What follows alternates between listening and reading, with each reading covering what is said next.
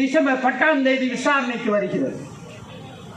ஆக சம்பல்ல 5 பேர் கொல்லப்பட்டார்கள் என்றால் அந்த கொலைக்கு இந்த ஆய்வுக்கு உச்ச நீதிமன்றத்தினுடைய கான்ஸ்டிடியூஷன் பெஞ்ச் அரசமைப்பு சட்ட அமர்வு கொடுத்த தீர்ப்புக்கு எதிராக தீர்ப்பு வழங்கிய சந்திரசூட்டுடைய கைகளில் சம்பலில் உள்ள 5 முஸ்லிம் இளைஞர்களுடைய இரத்தம் வாய்ந்திருக்கின்றது என்று நான் சொன்னால் அது மிகையாகாது.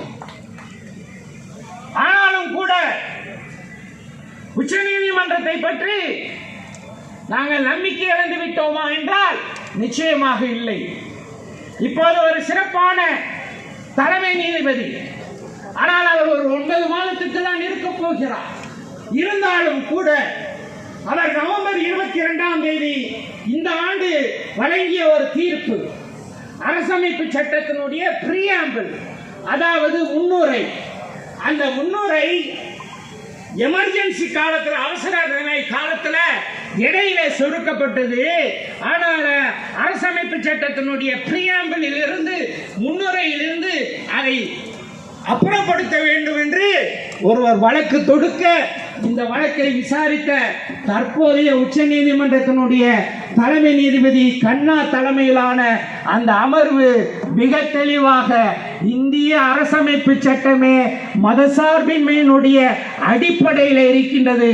இந்திய அரசமைப்பு சட்டத்தினுடைய பிரியாம்பிள் முன்னுரை அதை தான் பிரதிபலிக்கிறது, அதை அகற்ற முடியாது என்று மாறி மிக தெளிவான ஒரு தீர்ப்பை வழங்கி இருக்கிறார்கள். எனவே எந்த காரணத்தை கொண்டும் நம்பிக்கை கொலைய வேண்டாம். சிறந்த நீதிபதிகள், நீதிமான்கள், நீதியரசர்கள் இந்த நாட்டிலே இன்னும் இருக்கின்றார்கள். உயர் நீதிமன்றத்திலும் இருக்கின்றார்கள், உச்ச நீதிமன்றத்திலும் இருக்கிறார்கள். அவர்கள் நல்ல தீர்ப்பை தருவார்கள் என்பதில் நாம் நம்பிக்கையோடு இருப்போம். அடுத்து அருமை சகோதரர்களே, பட்டப்பகல்ல பாபரி மஸ்ஜிதை இடித்தார்கள். உச்ச நீதிமன்றத்தினுடைய உத்தரவை மீறி இடித்தார்கள். இப்போது நாடு முழுவதும் இருக்கக்கூடிய பள்ளிவாசல்களை கபலீகரம் செய்வதற்கு, கொள்ளையடிப்பதற்கு கொண்டு வந்திருக்கின்ற சட்டம்தான் வக்ஃப் வாரிய திருத்த மசோதா.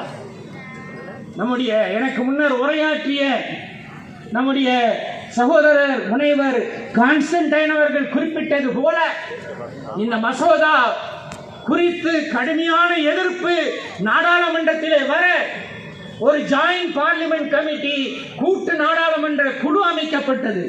அந்த குழுவிலே திராவிட முன்னேற்ற கழகத்தின் சார்பாக நீலகிரி நாடாளுமன்ற உறுப்பினர், திராவிட முன்னேற்ற கழகத்தினுடைய துணை பொதுச் செயலாளர் அருமை சகோதரர் ராசா அவர்களும், புதுக்கோட்டையை சேர்ந்த திராவிட முன்னேற்ற கழகத்தினுடைய மாநிலங்களவை உறுப்பினர் அருமை சகோதரர் அப்துல்லாவும் இடம் பெற்றார்கள்.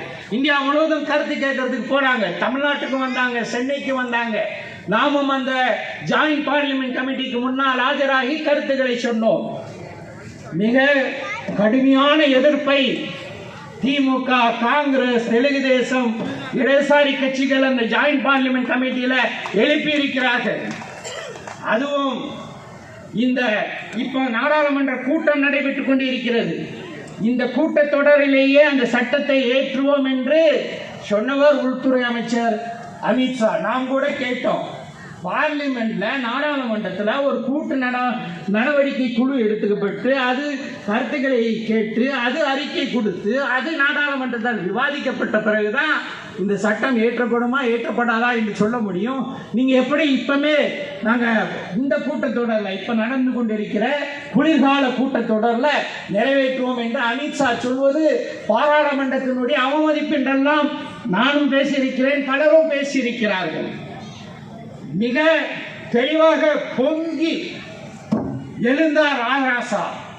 இந்த ஜாயிண்ட் பார்லிமெண்ட் கமிட்டி, அதற்கு தலைமை தாங்கிக் கொண்டிருக்கின்ற பாஜகவினுடைய ஜெகதாம்பிகா பால் ஒருதலை பட்சமாக நடக்கின்றார். எப்போது கூட்டம் நடத்த வேண்டும், யாருக்கு எவ்வளவு நேரம் சாட்சியம் சொல்ல அனுமதிக்க வேண்டும், இதெல்லாம் எங்களை எந்த வகையிலும் அவர் கலந்து பேசுவதில்லை என்று பொங்கி எழுந்து விட்டார்.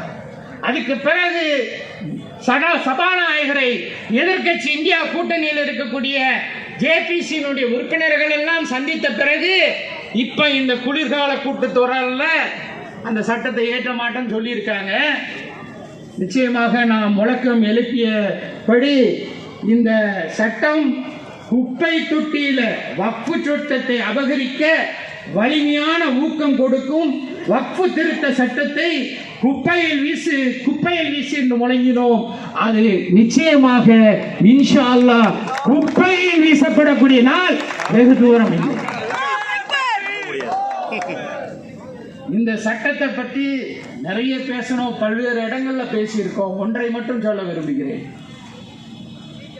ரொம்ப சாதாரணமாக என்ன சொல்லிடுவாங்கன்னா, இந்தியாவில் இராணுவம், அதே போல் ரயில்வே, இதற்கு அடுத்ததாக அதிகமான சொத்து இருக்கக்கூடிய சொத்து வக்ஃபு சொத்து என்று ஒரு தவறான கருத்துரை பரப்பப்படுகிறது.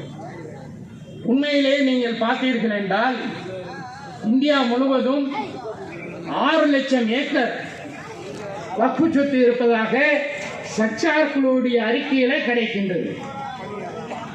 தமிழ்நாட்டில் மட்டும் தமிழ்நாடு இந்து அறநிலைத்துறைக்கு மட்டும் சொந்தமான சொத்துக்களுடைய எண்ணிக்கை எவ்வளவு தெரியுமா? 4,78,000 ஏக்கர்.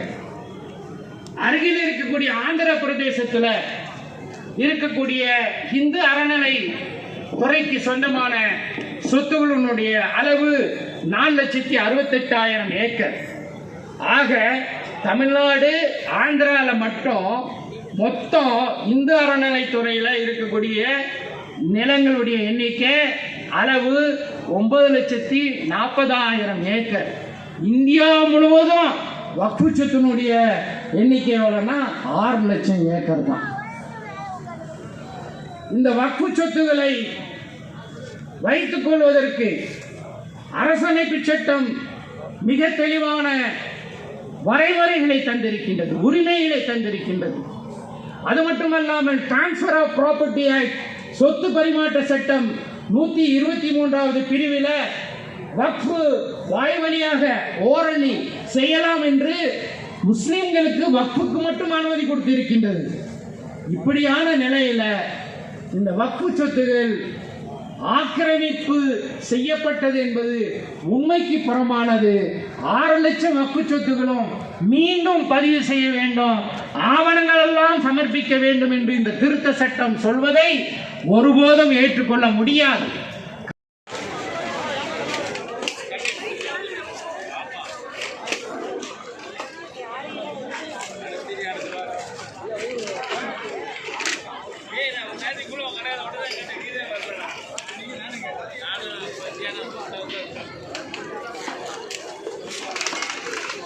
பேப்பர் கொடுத்துட்டீங்களா?